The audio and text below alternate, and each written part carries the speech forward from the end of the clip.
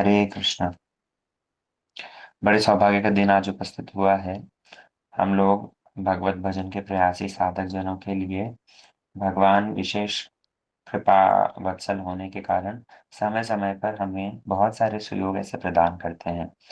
और जो वास्तविक रूप में साधक है उनके लिए तो अपने साधन भजन के लिए 24 घंटे भी कम ही पड़ते हैं।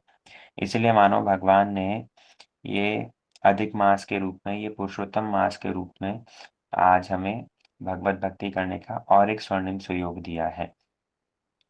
आज से पुरुषोत्तम मास आरंभ हो रहा है और जहाँ जागतिक व्यक्ति इस पुरुषोत्तम मास को मल मास कह करके, इसको अमंगल मान करके अभी कोई कार्य नहीं करते, वहीं पर भगवत भक्तों के लिए ये पुरुषोत्तम मास बड़ा विशेष साबित होता है।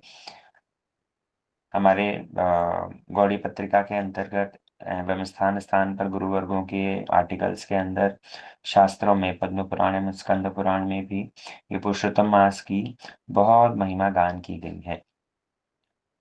हम लोग ये पुरुषोत्तम मास अभी जो आज से आरंभ हो रहा है, कल भी हमने थोड़ा सा वर्णन किया था कि कैसे नाम ही पुरुषोत्तम है।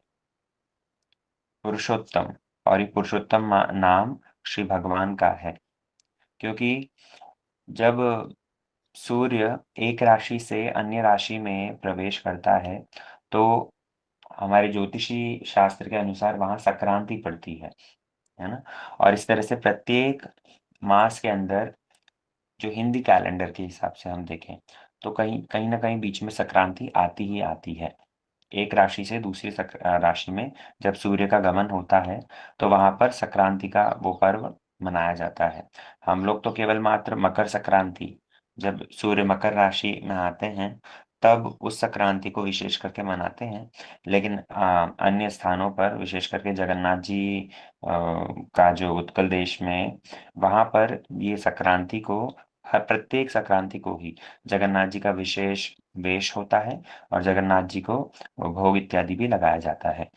तो ये सूर्य का एक राशि से अन्य राशि में जो गमन है, वहाँ पर संक्रांति पड़ती है। और जिस समय पर सूर्य एक अमावस्या से अगली अमावस्या तक किसी भी राशि को परिवर्तन नहीं करता, तब जाकर के ये पुरुषोत्तम मास, ये मल मास या ये अधिक मास आता है। तो ये प्रत्येक वर्ष तो नहीं होता, लेकिन 3 वर्षों में प्राय 36 मास के बाद में एक बार ऐसा सुयोग होता है। वहाँ पर वर्णन आया है 36 मास और 16 दिन, कुछ घंटे, 4 घंटे, इस तरह की जो अवधि होती है, उसके अंतराल में ये पुरुषोत्तम मास उपस्थित होकर के एक पूरा, जहाँ पर सूर्य की राशि परिवर्तन नहीं हो रही है। और इस कारण से इस मास को कई लोग अमंगल भी मानते हैं। तो भगवान ने इसीलिए इस मास को, इस अधिक मास को अपना नाम प्रदान किया।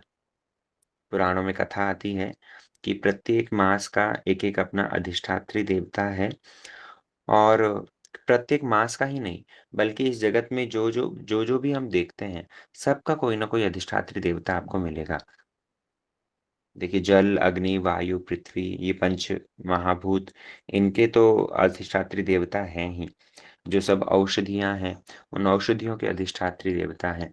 जितने सारे वनस्पति हैं, उन वनस्पति के सब अधिष्ठात्री देवता हैं। तो इस जगत में जो भी आप देखोगे वहाँ कोई न कोई अधिष्ठात्री देवता है ही। लेकिन जब ये मल मास, जब ये अधिक मास अत्यंत दुखी होकर के भगवान के पास में गया है कि प्रभु, मैं 32 मास में एक बार तो मैं आता हूँ, और उसके अंदर भी फिर कोई मंगलमय कार्य मेरे यहाँ होता नहीं, और उसके ऊपर भी फिर कोई मेरे पास में अधिष्ठात्री देवता भी नहीं, और सभी मुझे बड़े तुच्छ, बड़े हेय, बड़े हीन मान करके मुझे नकार दे रहे हैं। तो आप देखिए शरणागति का कितना महत्व है। जब इस अधिक मास ने भगवान की शरण ग्रहण करी, तो उसी के फलस्वरूप भगवान ने इसको स्वीकार कर लिया। भगवान ने इसको अंगीकार कर लिया। भगवान ने स्वयं अपना नाम भी दिया और भगवान ने विशेष बोनस भी दिया। कि इस पुरुषोत्तम मास के अंतर्गत यदि कोई जागतिक कार्य तो होंगे नहीं, लेकिन कोई पारमार्थिक कार्य करता है, भगवत भक्ति संबंधित यदि कोई भी कार्य किया जाए, तो उसका और अधिक फल लाभ होगा। इसीलिए साधक गण ऐसे इस पुरुषोत्तम मास को बड़े निष्ठापूर्वक पालन करते हैं। भगवान पुरुषोत्तम अर्थात भगवान कृष्ण उनको प्रसन्न करने के लिए उनके अर्चन पूजन, उनको स्तुति गान, उनका नाम जाप, उनकी महिमा श्रवण, ये सभी कार्य इस पुरुषोत्तम मास के अंदर पूरा 1 महीने तक भक्त लोग बड़ी निष्ठापूर्वक करते हैं। और कार्तिक मास की तरह ही बाह्य खान-पान इत्यादि का पालन यहाँ पर किया जाता है। लेकिन हमारे गुरुवर्गों ने मुख्य नियम की ओर ज़्यादा फ़ोकस करने की हिदायत दी है। उनका कहना है स्मरणं सततं स्मरणं विष्णु विस्मर्तव्यं न जातुचित। जो सारे शास्त्रों का सार यदि देखोगे, तो वो ये एक ही बात है कि सतत स्मरणं विष्णु, भगवान विष्णु का हर समय स्मरणम बना रहे और विस्मरणम न जातुचित, कभी भी भगवान को हम भूले नहीं। इस मुख्य नियम का पालन करते-करते ही हम लोग इस पुरुषोत्तम मास को, इस वैदिक मास को पालन करेंगे, तो अवश्य ही हमारा मंगल होगा। कल हम लोगों ने सूचना दी थी कि गुरु महाराज ने भी दयापूर्वक हरिद्वार में एक भागवत कथा का यहाँ पर भक्त लोगों के प्रचेष्टा से आयोजन हो रहा है। तो कई लोग तो यहीं पर ही गुरु महाराज के सानिध्य में रह करके अंततः 7 दिन इस पुरुषोत्तम मास का पालन करेंगे। गंगा जी के तट पर श्रीमद् महाप्रभु की कथा, भगवान कृष्ण की कथा, भग लीला पुरुषोत्तम श्री राम की कथा एवं प्रेम पुरुषोत्तम श्री चैतन्य महाप्रभु की कथा। तो इन समस्त कथाओं के अंदर ओत-प्रोत होकर के और गंगा जी के निर्मल जल के अंदर स्नान करते-करते कुछ भक्त लोगों ने ऐसी व्यवस्था करी है, तो वो भी एक स्वर्णिम सुयोग है। आप सभी लोग अपने-अपने समयानुसार कई लोगों ने पुरी जाने का भी मानस बनाया होगा, क्योंकि श्री जगन्नाथ जी वे भी पुरुषोत्तम हैं। श्री जगन्नाथ जी को भगवान पुरुषोत्तम कहा जाता है ना? देवानां सर्वदेवानां राजा श्री पुरुषोत्तम, क्षेत्राणां सर्वक्षेत्राणां राजा श्री पुरुषोत्तम। सारे क्षेत्रों में सर्वश्रेष्ठ क्षेत्र ये पुरुषोत्तम क्षेत्र, ये जगन्नाथपुरी क्षेत्र, ये श्री क्षेत्र है और समस्त देवताओं में सर्वश्रेष्ठ श्री पुरुषोत्तम, श्री जगन्नाथ जी हैं। तो इस तरह से श्री जगन्नाथ जी के दर्शन का श्री पुरुषोत्तम क्षेत्र में वास करने का भी सुयोग भक्त लोगों को प्राप्त हो रहा है। तो कुल मिलाकर के मूल उद्देश्य ये होना चाहिए कि जहाँ भी हम रहें, जिस किसी परिस्थिति में हो, हमारे भगवत भजन में उन्नति के लिए हम प्रचेष्टारत रहें। ऐसे पुरुषोत्तम मास के अंदर हम विचार कर रहे थे कि पुरुषोत्तम अध्याय का ही पाठ करेंगे। लेकिन अभी आज से भागवत आरंभ होने के उपरांत कैसे क्या शेड्यूल रहता है, वो जब स्थिर होगा तो उसके अनुरूप ही हम कल से होगा तो उसको नियमित पूर्वक देखेंगे। आज हम लोग हमारा जो डिस्कशन कंटिन्यू चल रहा था, उसी को ही आगे लेकर चलते हैं।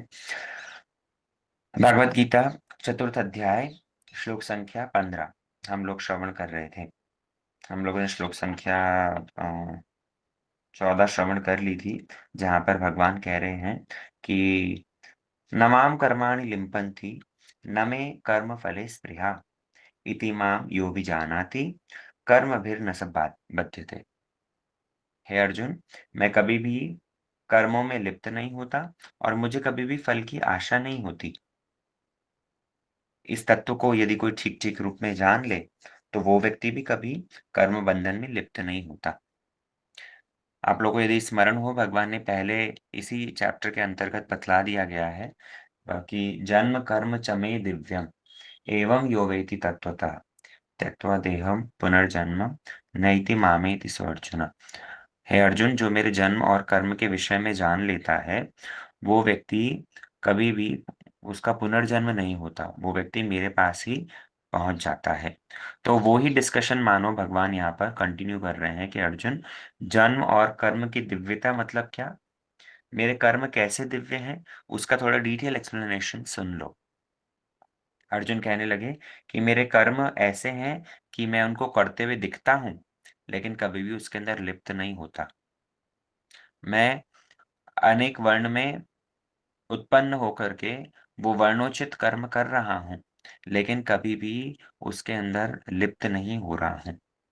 और दूसरी बात, वो कर्म करने के उपरांत यदि कुछ फल प्राप्त हो, तो मुझे ऐसे फल की आशा भी नहीं है। कारण उसका स्पष्ट है कि मैं षडैश्वर्य संपन्न भगवान हूँ। हमने कल श्रवण किया था बहुत विस्तार से इसकी टीका। श्री विश्वनाथ चक्रवर्ती ठाकुर का समझाने का तरीका कुछ और है। उन्होंने ये फर्स्ट लाइन को समझाने के लिए जीव में और भगवान में डिफरेंशिएट भेद और बतलाना आरंभ कर दिया है। न माम कर्माणि लिम्पन्ति न मे कर्म फले स्पृहा, कि जीव कैसे कर्मफल की स्पृहा रखता है और कैसे वो कर्मों में लिप्त हो जाता है। और दूसरी ओर भगवान कैसे कर्म में लिप्त नहीं होते, भगवान को कभी भी कर्म की स्पृहा नहीं होती। इस बात को बड़े अच्छे से चक्रवर्ती ठाकुर टीका में समझाते हैं कि जीव के कर्मों में लिप्त होने के पीछे कारण है उसकी शुद्रता। जीव का जो शुद्र अधिकार है, जीव की जो शुद्र कॉन्स्टिट्यूशन है, जीव की आइडेंटिटी ही ऐसी है। वो स्वरूपतः भगवान का अंश है, लेकिन भगवान का अंश होते हुए भी वो अणु है। भगवान बृहद है, भगवान पूर्ण है, लेकिन जीव कौन है? जीव अणु है। श्री भक्तिविनोद ठाकुर ने जैव धर्म के प्रथम अध्याय के अंतर्गत इन्हीं सब बातों का बड़ा विस्तार से वर्णन किया है। और आप लोगों ने यदि गुरु महाराज की सनातन शिक्षा जो अभी विगत 1-2 दिनों से कथा आ रही है, तो उसके अंदर भी श्रीमद् महाप्रभु सनातन गोस्वामी को यही सारी बातें बतलाते हैं। जीवेर स्वरूप होय नित्य कृष्ण दास, कृष्णेर तटस्थ शक्ति भेदा भेद प्रकाश, कि कैसे हम सब जीव भगवान के अंश हैं और भगवान बृहद वस्तु हैं, सच्चिदानंद घन हैं। हम लोग अणु वस्तु हैं, हम उनके केवल मात्र एक अंश हैं। और उन्होंने समझाने के लिए उदाहरण दिया, जैसे अगाध समुद्र राशि।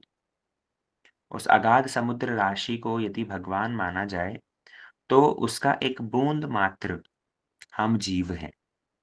तो ऐसे अणु होने के कारण हम जीव कर्म फलों में लिप्त हो जाते हैं। हम जीव कर्म फल की स्पृहा करते हैं। कर्मों में लिप्त होते हैं और कर्म फल की स्पृहा करते हैं। दूसरी ओर भगवान वे ऐसे नहीं हैं। भगवान षडैश्वर्यपूर्ण हैं और हम जीव उनके सेवक हैं। भगवान मायाधीश हैं और हम जीव माया के वशीभूत होने के योग्य हैं। इसलिए हमारे अंदर कमी है। हम कर्म में लिप्त क्यों हो रहे हैं? हम कर्म फल की आशा क्यों कर रहे हैं? क्योंकि हमारी कॉन्स्टिट्यूशन ही ऐसी है, हमारी आइडेंटिटी ही ऐसी है। और भगवान क्यों लिप्त नहीं होते? उसका भी कारण बतलाया कि भगवान षडैश्वर्य संपन्न हैं, भगवान वो बृहद वस्तु हैं।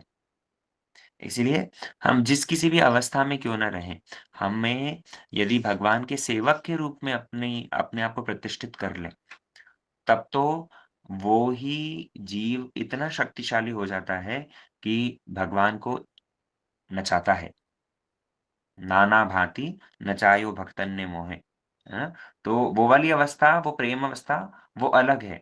लेकिन अभी इस बद्ध अवस्था के हाँ, ब बद्ध अवस्था के अंदर हम बड़े निम्न हैं। तो इस बात को ठीक-ठीक रूप में समझना पड़ेगा। आगे वर्णन करते हैं कि कर्मफल में मेरी कभी भी स्पृहा नहीं है, क्योंकि मैं षडैश्वर्यपूर्ण भगवान हूँ। अतः अति तुच्छ कर्मफल मेरे लिए नितांत अकिंचनतर है। देखो, कल हमने उदाहरण दिया था एक कंपनी के हेड का और एक एम्प्लॉयी का।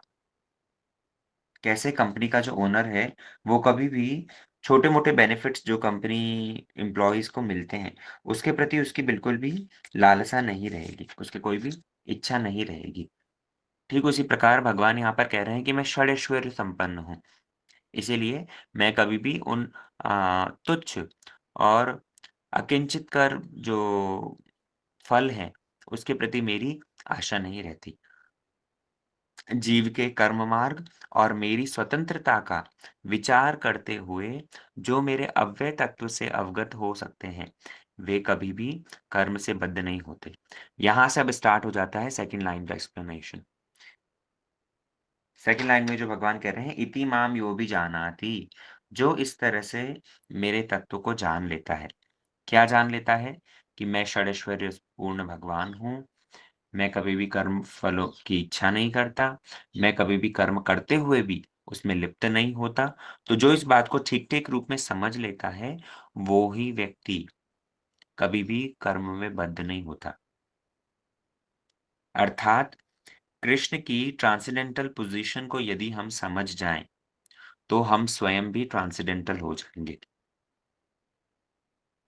मैंने पहले भी बतलाया था, कृष्ण अपने भक्तों के ऊपर यही उपकार करते हैं कि यदि कोई उनकी ट्रांसेंडेंटल पोज़ीशन को समझने के लिए प्रचेष्टा करे, तो भगवान भक्ति के द्वारा उसको समझा जा सकता है।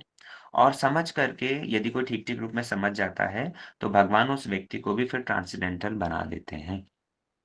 इसलिए इस तरह का विचार वहाँ पर बतलाया गया है। जो शुद्ध भक्ति का आचरण कर मुझे ही प्राप्त करते हैं, वे व्यक्ति अल्टीमेटली शुद्ध भक्ति का आचरण करके भगवान को ही प्राप्त कर लेते हैं। और इसी बात का एश्योरेंस भगवान ने फिर अगले श्लोक के अंदर दे रहे हैं।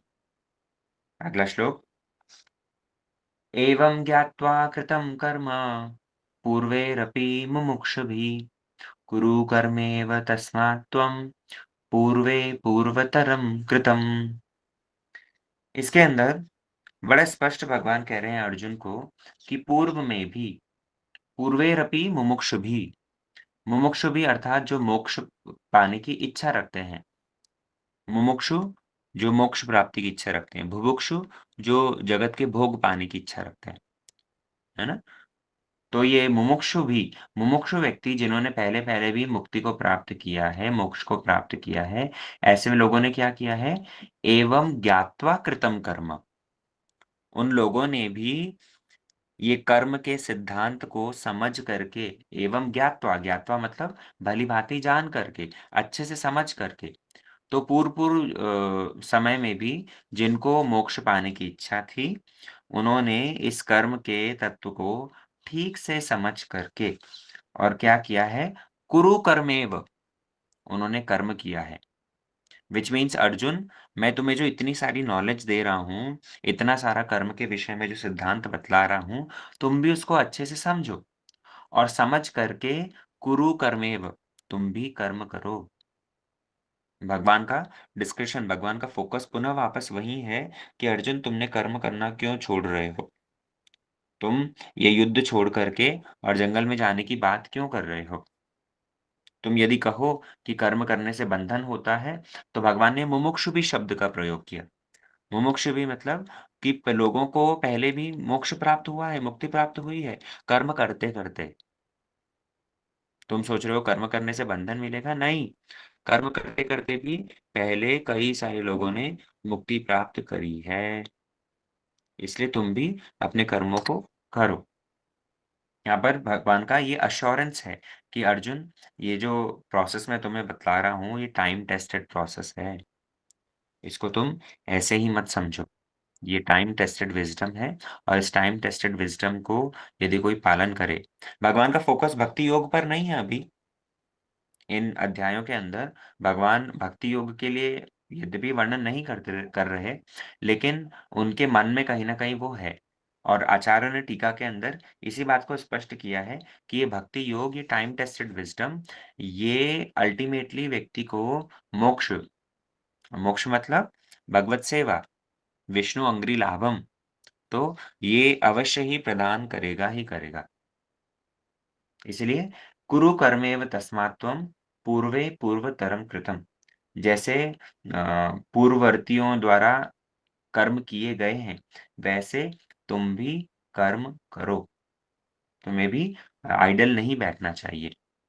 तो यहाँ पर भगवान मानो अर्जुन को हिंट दे रहे हैं कि अर्जुन, कर्म करने से कभी भी बंधन नहीं मिलता, बल्कि कर्म करते हुए तुम्हारी क्या मेंटालिटी है, तुम्हारी क्या कॉन्शियसनेस है, उससे बंधन मिलता है।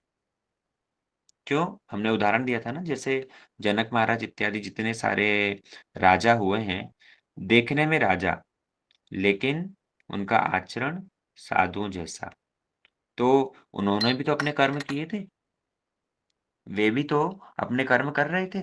भगवान ने अपना खुद का उदाहरण दिया था कि मैं भी अपने निर्दिष्ट कर्मों को करता हूँ, मैं कभी भी उनको छोड़ता नहीं। तो उसी प्रकार यहाँ पर भी जो कर्म करते हुए हमारी कॉन्शसनेस कैसी है? भगवान अर्जुन के माध्यम से हम सबको भी ये कर्म करने की जो कौशलता है, ये सिखाना चाह रहे हैं। कर्म करते हुए अपने जो भी ड्यूटीज़ है, अपनी रिस्पॉन्सिबिलिटीज़ हैं, वो रिस्पॉन्सिबिलिटीज़ को करते हुए हमारी कॉन्शसनेस कैसी है, उसके ऊपर निर्भर करता है।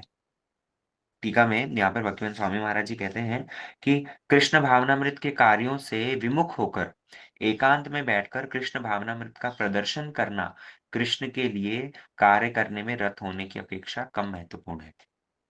कुछ लोग क्या करते हैं, भगवत भक्ति का चोला पहन करके और एकांत में बैठ जाएँगे और एकांत में बैठ करके केवल मात्र माला फेरते रहेंगे और मन ही मन विषयों का चिंतन होगा। पहले हालाँकि ये डिस्कशन हो चुका है, भगवान ने ऐसे व्यक्ति को मिथ्याचारी कहा है ना? आसते मनसः स्मर मिथ्याचार से उच्यते श्लोक पहले जो आया है, वहाँ पर वर्णन आ गया है ना? इंद्रियाणि संयम्य आसते मनसः स्मर। तो ऐसा व्यक्ति जो कि बाह्य रूप में तो इंद्रियों को दमन करके नहीं मेरे को कर्म नहीं करना है, मैं किसी कार्य में लिप्त नहीं होना चाहता। इस तरह की आशा करके बैठ गया और मन ही मन उसका विषयों का चिंतन यदि चल रहा है, तो ऐसा व्यक्ति क्या है? मिथ्याचारी। वहाँ पर भगवान बात कर रहे थे आंतरिक स्मरण की और यहाँ पर बात कर रहे हैं एक्सटर्नल एक्शंस की, कि जो व्यक्ति बाह्य कर्म को त्याग देता है। कई लोग होते हैं भगवत भक्ति के नाम पर जो इमैच्योरिटी के कारण ही भगवत भक्ति के नाम पर घरवालों के अच्छा ये हमारे घरवाले तो ये तो भगवत भक्ति कुछ करते हैं नहीं, भजन-भजन कुछ करते नहीं और इनके साथ में हमारा संबंध नहीं होना चाहिए।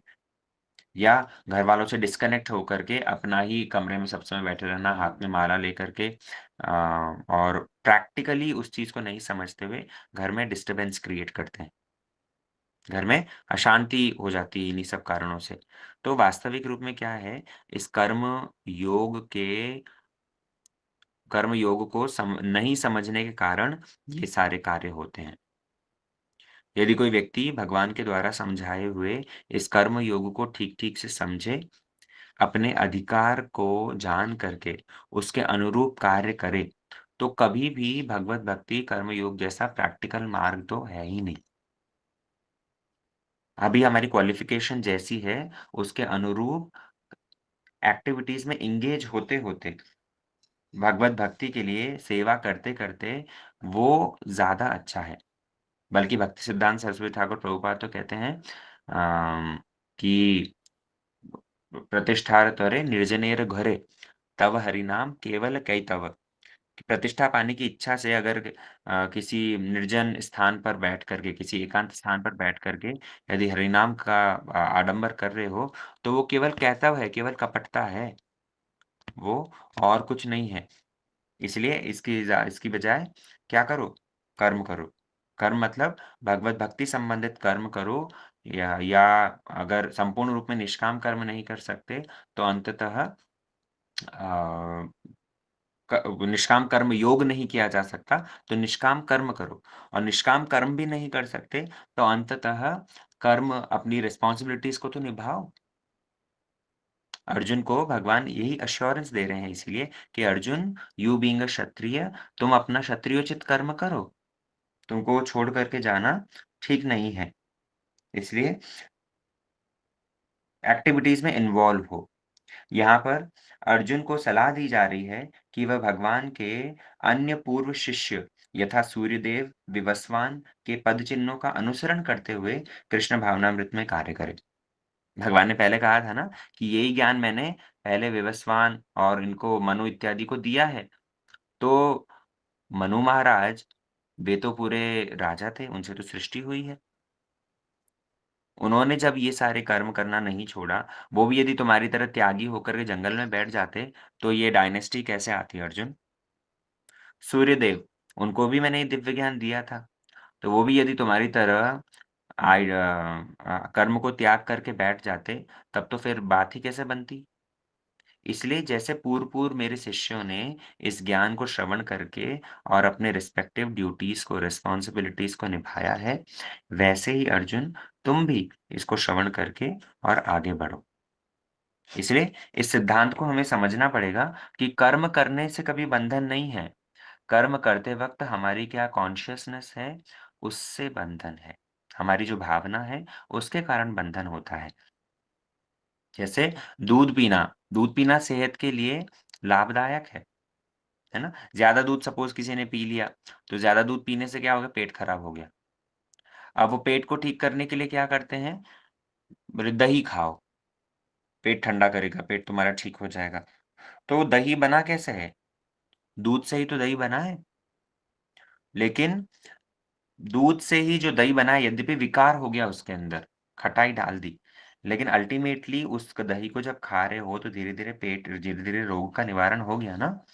तो ठीक उसी प्रकार अगर कोई ये सोचे कि कर्म करने से बंधन है, लेकिन वो कर्म करते हुए अगर उसके अंदर जो कॉन्शसनेस हमारी है, वो कॉन्शसनेस को यदि थोड़ा-सा कन्वर्ट कर दिया जाए, तो वो ही कर्म हमें मोक्ष की ओर ले जाएँगे। मुमुक्षु भी, पहले भी लोगों को उसी से मुक्ति मिली है और ये अर्जुन तुम्हें भी मुक्त कर सकते हैं, है ना? इसलिए भगवान ने ये बात को यहाँ स्पष्ट कर रहे हैं, फल की आशा से किए हुए कर्म बंधन देंगे।